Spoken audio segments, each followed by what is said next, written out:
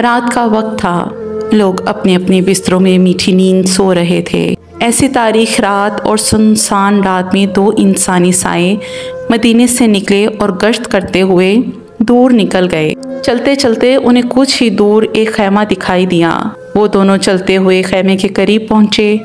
खैमे के बाहर एक औरत चूल्हे पर हांडी चढ़ाए कुछ पका रही थी। 3 बच्चे इस औरत के करीब बैठे बड़ी बेसब्री से कभी औरत की तरफ देखते और कभी चूल्हे पर चढ़ी हांडी की तरफ देखते।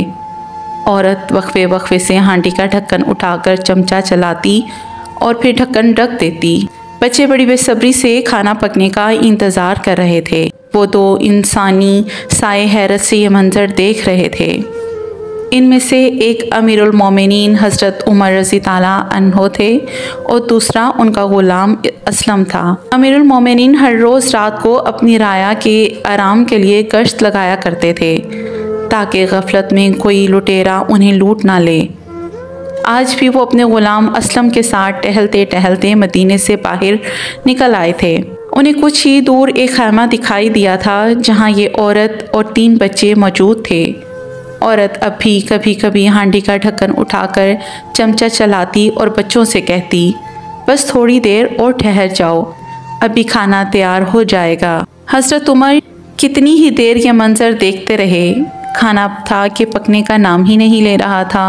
अब तो बच्चों का भूख से बुरा हाल हो चुका था। उन्होंने रोना शुरू कर दिया। बच्चों को रोता देखकर औरत के भी आंसू निकल आए।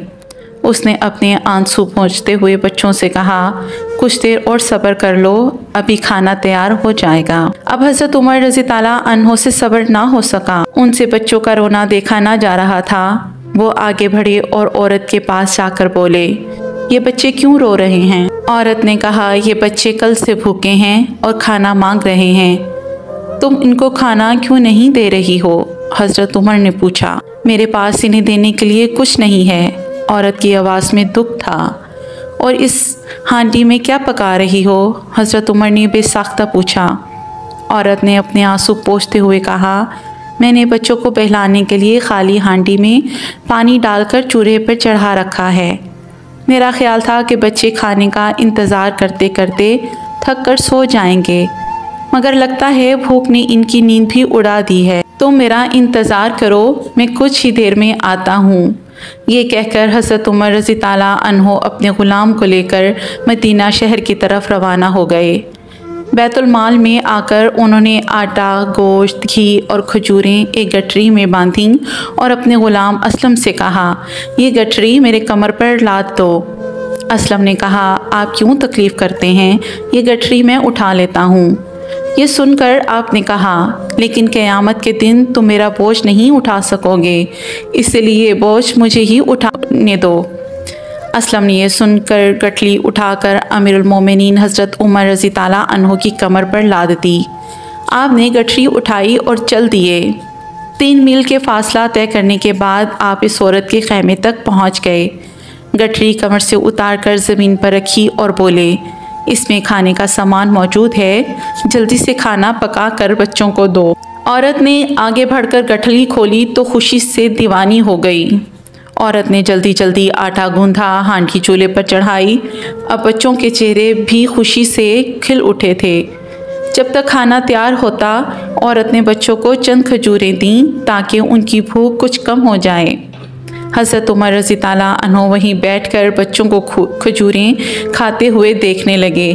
फिर उन्होंने आगे बढ़कर चूल्हे में आग जलाने के लिए उस औरत की मदद की और फूंके मार मार कर आग जलाने लगे। औरत ने खाना तैयार करके बच्चों को दिया। बच्चे खुशी खुशी खाना खाने लगे। हज़रत उमर रज़ी ताला अन्हो बच्चों को खाना खाते देखकर ख़ुद भी खुश होने लगे। औरत ने हज़रत उमर रज़ी ताला अन्हो का शुक्रिया अदा किया। खाना खाने के बाद बच्चे खुशी से उछलने कूदने लगे। हज़रत उमर रज़ी ताला अन्हो की खुशी देखने के काबिल थी। बच्चे कितनी ही देर तक खेलते रहे, फिर तक थक कर सो गए। हज़रत उमर रज़ी ताला अन्हो का चेहरा खुशी से खिल उठा था। वो अपनी जगह से उठे। औरत ने उनसे कहा, अल्लाह तुम्हें इसका बदला दे, तुमने मेरे साथ बहुत बड़ी नेकी की है। मेरे बच्चे भूख से तड़प रहे थे, अब पेट भरकर सो गए हैं। हज़रत उमर रज़ी ताला अन्हो ने मुस्कुरा कर बच्चों की तरफ देखा। वो नन्हे से मासूम बच्चे पेट भर जाने के बाद सुकून की नींद सो रहे थे।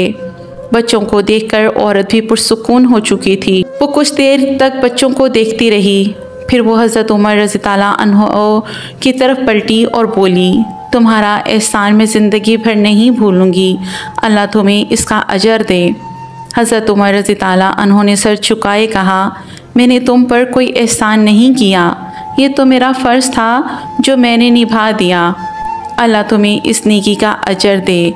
अमीरुल मोमिनीन बनने के लायक तो तुम हो, काश उमर रज़ी ताला अन्हो की जगह तुम खलीफा होते। ये सुनकर हज़रत उमर रज़ी ताला अन्हो का सर मज़ीद झुक गया। उन्होंने मध्यम आवाज़ में कहा, मैं ही उमर रज़ी ताला अन्हो हूँ। ये कहकर वो पलटे और तेज़ तेज़ कदमों से चलते हुए वहाँ से रवाना हो गए। उनके दिल में दुख और खुशी दोनों का एहसास था। दुख इस बात का था कि उनके अहद खिलाफत में ये बच्चे भूख से बिलबिलाते रहे, और खुशी इस बात की थी कि अब बच्चों को खाना मिल चुका था और वो पुरसुकून नींद सो रहे थे। एक रवायत है कि एक बार हज़रत उमर भेस बदल कर जा रहे थे तो रास्ते में आपने देखा कि एक औरत अपने ऊँट पर बैठी कहीं जाती, और आप उसके करीब गए और ऊँट की लगाम पकड़कर उससे पूछा, रात के वक्त अकेली कहाँ जा रही हो, क्या तुम्हें डर नहीं लग रहा?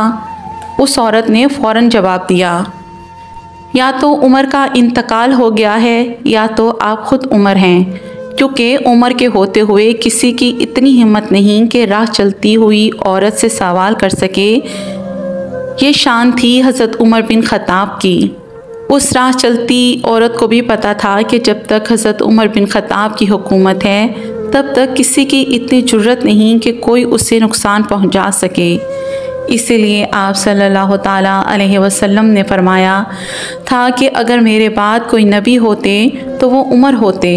इसलिए हमारे नबी ने हज़रत उमर बिन ख़त्ताब को दुआओं में मांगा था। उमर वो हैं जिनके इस्लाम लाने के बाद इस्लाम को एक नई ताकत मिली और इस्लामी हुकूमत पूरी दुनिया में गालिब हुई। उमर वो हैं जिन्होंने बैतुल मुक़द्दस को अकेले ही फ़तह कर लिया था। उमर वो हैं जिनके बारे में मेरे नबी ने फरमाया था कि जिस गली से उमर गुज़र जाए शैतान वहाँ से गुज़र नहीं सकता।